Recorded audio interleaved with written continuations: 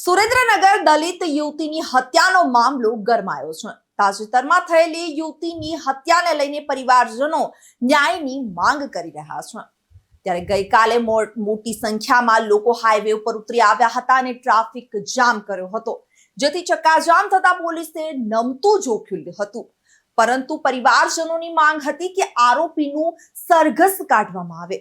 ત્યારે પોલીસે ફરી આરોપીને સ્થળ ઉપર લાવી અને વરઘોડો કાઢવાનું નક્કી કર્યું।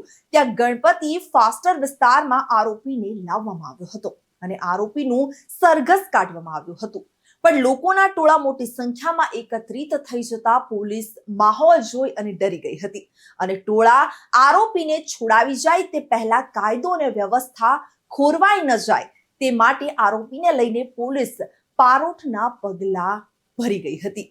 રિપોર્ટર રાજુદાન ગઢવી સાથે ઉદયસિંહ ચાવડા, ચક્રવાત ન્યૂઝ, સુરેન્દ્રનગર।